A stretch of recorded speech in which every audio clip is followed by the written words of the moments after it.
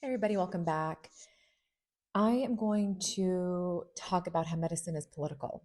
And this is something I really didn't want to get into on my page. I didn't want to get into politics on my page and on my channels, but this is something that I do need to address in light of especially the recent events that have come on. So, regardless of what stance you take politically, it's still really important to listen to this. And I am going to remain neutral in terms of what you need to know and what's, I'm not going to talk about what sides you need to take because I really care about you being informed. So let's get into it today. Hi, my name is Abigail, here to normalize these conversations and education about death and dying so we die better and end of life and hopefully live a great one until we get there. Let's get into it. So, again, I really didn't want to get into politics and be political on my page because I really was hoping for it to be a respite from all that stuff. But, and also because we talk about death and dying, and I figured that was enough to deal with already. But I wouldn't be doing my job if I didn't talk about the political aspects of medicine and medical care.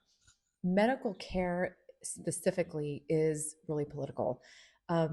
What the real political part about it is the reimbursement more than anything. And obviously there are regulations and rules and safety, mechanisms and all that stuff that are in place, quality standards and all that kind of stuff that are in place that really impact the delivery of care models around there, especially, I'm referring mostly to the United States and I'm sure, elsewhere in the world. But what really impacts medical care is how things are reimbursed. Now, that may seem obvious, but it really is big because how things are reimbursed, how things, in other words, are paid for by insurance providers and companies is really how medical care is delivered. Now, you may have, this might have come into light a little bit more recently. This is the first quarter of 2025. So I think people have become a little bit more aware of this at the end of 2024, during 2024, and early 2025 with the recent events that have happened. And this is something that we can't take lightly because how things are going to be changing and how things are going to be paid for and reimbursed are really going to impact the delivery of care that is provided or not provided. When we talk specifically about hospice, end of life care, and palliative care, things, a lot of that comes from the Medicare Medicaid benefit and that trust fund. And also from these commercial insurance companies. And what I want to just say here, there have been a few little things that are of note, mainly for hospices that are either new, opening up, or reopening after a period of time, usually due to some regulatory compliance or non-compliance type of related things. Those are having some other different things with reimbursement. But what I want to say, and what's important for people to understand, is hospice and in particularly in end of life care, and this is kind of in general with all medical care, all of that is under, you know, are subject to be reviewed. And, hospice companies in particular have been reviewed, quite often by the feds, and laws and regulations have changed and adjusted based on what the feds have, an OIG, Office of Inspector General, have determined as what should be appropriate and not appropriate for hospice care in particular.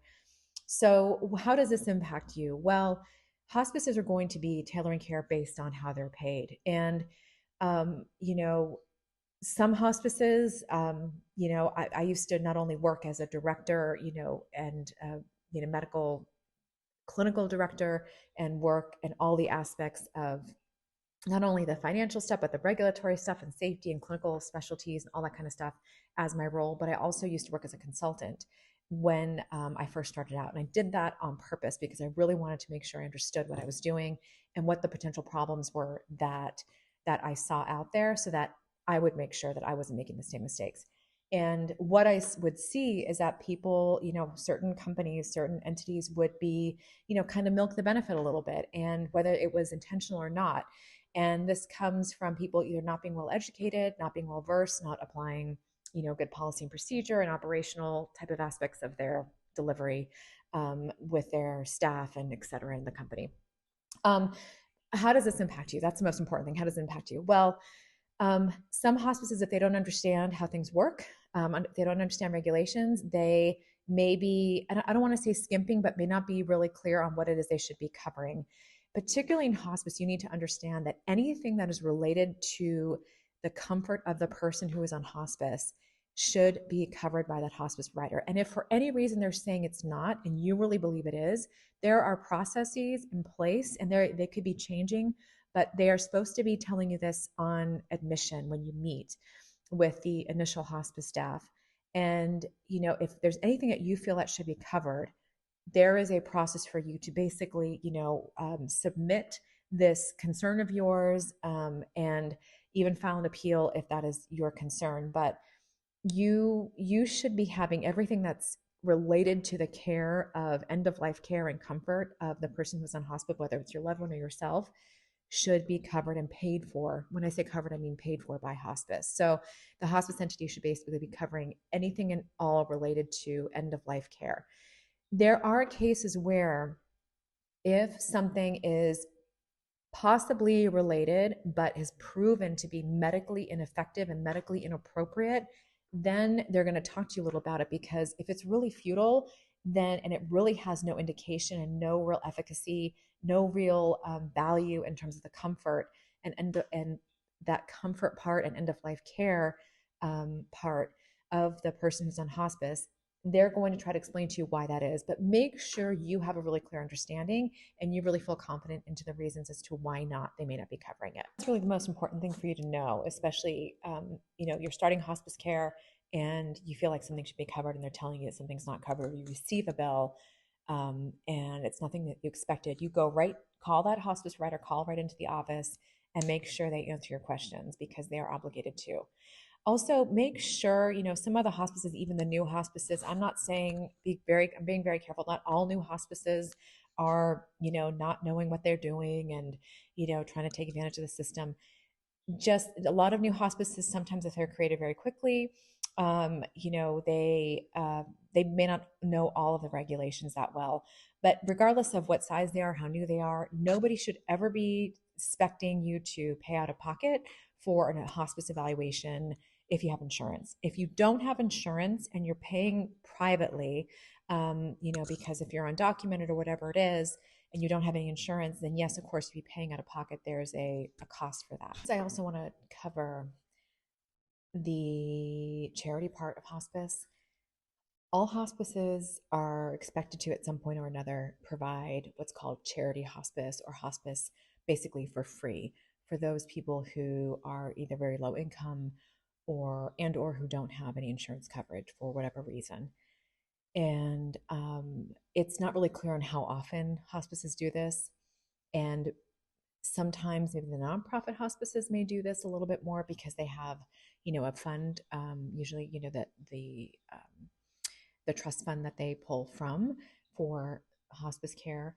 Private hospice companies will also have charities as well.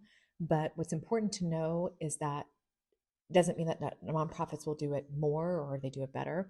Private hospice companies may also have foundations, but because they're private, that means that their foundations are pure. They're pure charity foundations, meaning that they don't use their foundation to manage operations and, to put funds into operations. They use it purely for the intended purpose, which usually for hospice companies that have a foundation, it's usually towards patient care, patient services, end of life wishes, things like that. So the previous hospice company that I worked for 15 years, that was the case. Even though it was private, we had a pure charity, a foundation that was its own, entity, and it was a pure charity and strictly used for patient use. So I'm just saying that because there is that option. So you can always either pay out of pocket, pay privately for hospice, out of pocket if you have the funds and not insured or don't want to use your insurance. There are daily rates according to state that you can find online, or you can just simply ask the hospice provider, or you can ask also for the charity option. So, and know that is, there is an expectation there for hospices to do that. I don't think it's as common, but there is that capability for them to do that, especially for very low income or for people who don't have it's really people who aren't really insured usually. And again, things are always changing. That's why I put the date on this, because that's why I emphasize the date kind of in the beginning, because things are changing very quickly. But what I also just want to help people understand in general, what's happening with the medical system right now is really the current administration is really looking at waste. And not that this isn't the only first time that this happened. This has actually happened the entire time. OIG, the reason why we have all of these regulatory stuff in place is to minimize waste of the Medicare and Medicaid trust funds. For example, minimize waste all around. There are misuses of the funds, um, milking the system, all that kind of stuff, improper use of funds, all that kind of stuff. That has happened for years. It continues to happen, and we can actually tell which. The government can tell which agencies are doing it actually, but they apply it to all. So what the current administration is doing, though, is they developed a separate entity, Doge, and they're looking at wasteful spending all across the board. And that's always a good thing. It's always good to look at wasteful spending. I believe that there have been some issues with that, but what's going to happen is it is going to impact regulatory. And for people who don't really understand the delivery of care models, particularly around hospice and end of life care, if they're making decisions, this can impact care and how it's delivered, staffing models, things like that. So while I can't give you any details right now, just know that things will probably likely be changing. One of the things you can do is if you go to the Congress Library website, the Library of Congress website, excuse me, and you can get down to library laws, something like laws and something like that. You can sign up for email alerts to see what types of things are being presented to the president, what bills are being discussed in the House and the Senate, and educate yourself there. But either way, I'm going to be giving you a quick little blurb so that you don't have to do that. If you want more specifics, go ahead and text me or message me and send me a direct message.